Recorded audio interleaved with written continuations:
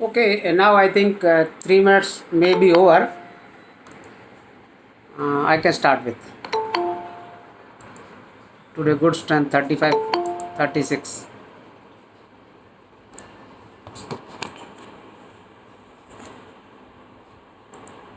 Okay, uh, let me start. Today's topic is a LIDAR.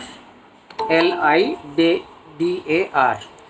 LIDAR is light imaging detection and ranging, as you are already aware.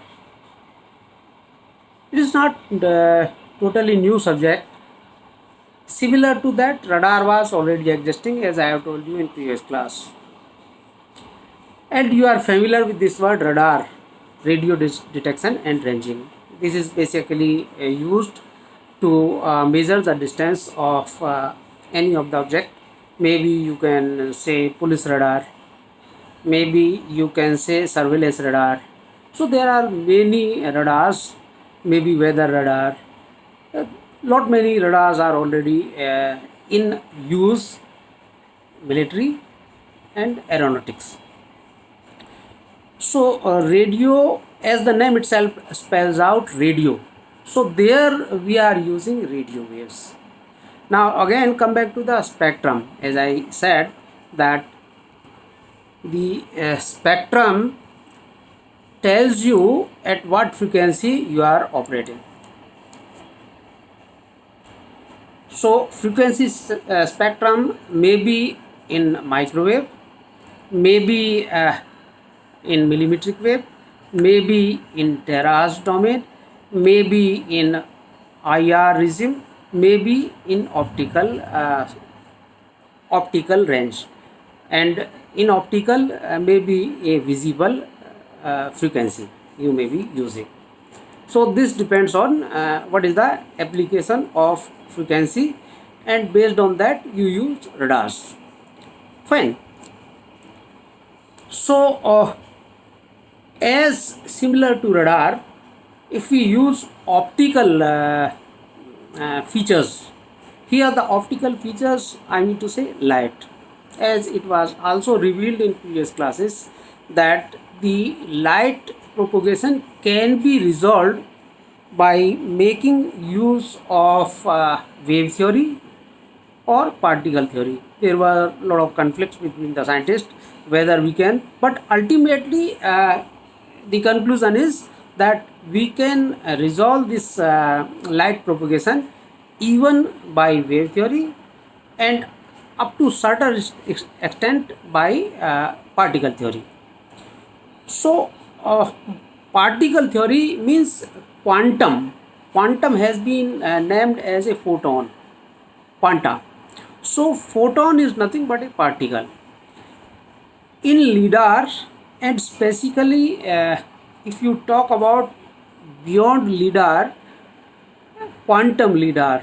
So quanta is nothing but a photon. Photon is nothing but a light particle. As you have seen in previous classes also, that when photon strikes to the matter, matter may be a semiconductor, light matter interaction takes place, and based on that light matter theory you will be able to compute a wave vector. Then from wave vector you will be able to say what is the state of that particular photon at any of the instant. So state matters here. Based on that state theory, which has been solved by making use of quantum mechanical treatment. So the physics has evolved for resolving these light matter interaction or photons as a particle theory. They estimate like mechanics. So mechanics in terms of quantum, in terms of photon, has been developed. That is known as quantum mechanical treatment. Fine. So that making use of that quantum mechanical treatment given to photon and its propagation, a LIDAR has been developed, and this LIDAR is based on principle of time of flight. From time of flight, if you see the velocity of light we take into consideration, we will be able to estimate distance between the two objects. One is source, one is destination. If you throw a light from laser from source, it will strike to the object, reflect back. Then if you take a reference from the source and you take uh, the statistics of reflected particle, and you can make comparison in terms of relativity, in terms of Doppler shift, and in terms of the distance. So these parameters can be resolved by one photon. The photon emitted from laser strikes to the object and come back. Now if millions of photons are transmitted from the source and they strike to different part of the object, come back, and we take these three effects, that is time of flight, Doppler shift, and relativity, means relative impact, you will be able to have a feature of 3D. Here 3D means you will be able to estimate xyz coordinate of any of the object which you want to assess. It means you will be able to capture a image because you are already having 3D coordinates from source.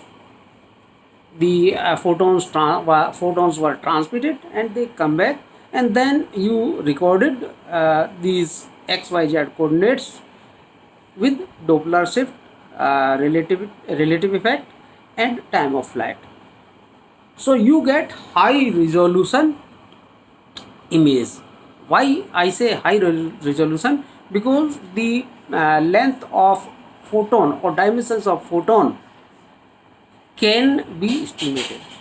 The photonic length is in nanometer, as you already aware of. So based on those concepts, I am going to tell you how a LiDAR system is, how it works, what are the different applications. If you whatever has been told to you right now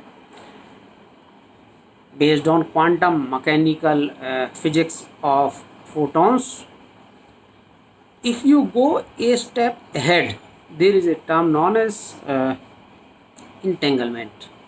I do not know whether you have heard or not, but when you talk about light, when you talk about optics, when you talk about photons, when you talk about LiDAR, the extension of LiDAR reaches to entanglement. The China has recently claimed that they are able to experiment, they are able to develop experiment on entanglement.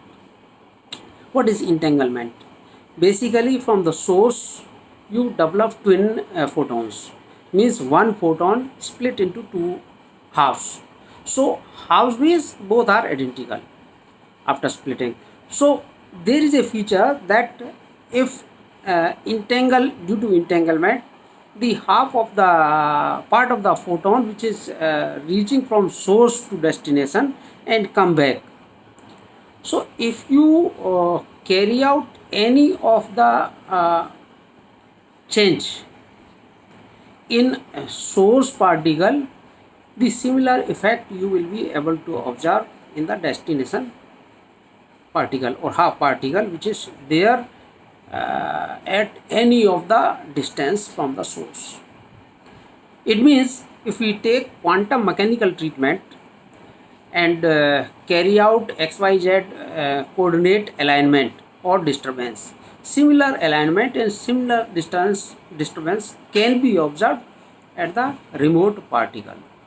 This is a quantum entanglement. So making use of this quantum entanglement, China has developed quantum radars, quantum satellites.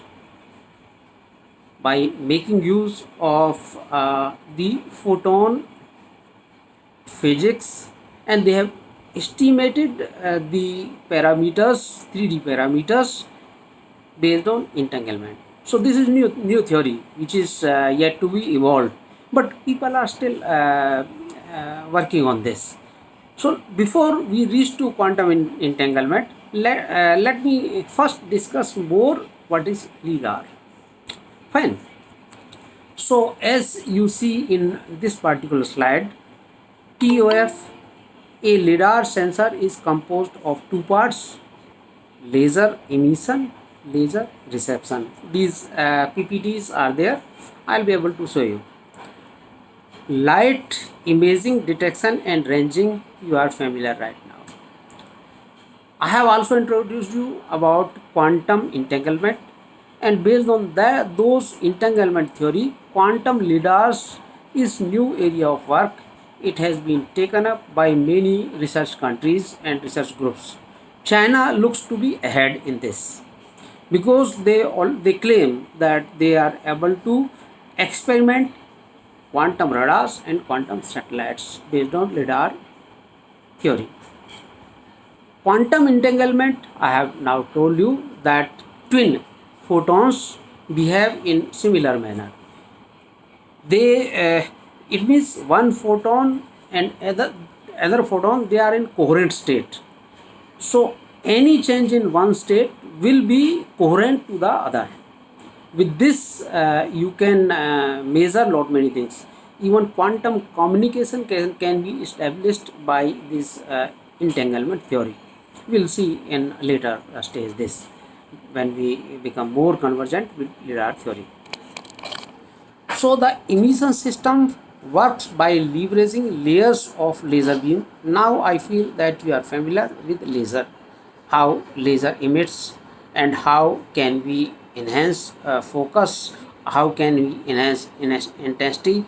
These more things, if we want to increase or decrease the propagation distance, we are able to do so by making use of laser beam and manipulating that particular laser beam in angular or in polarization or in power.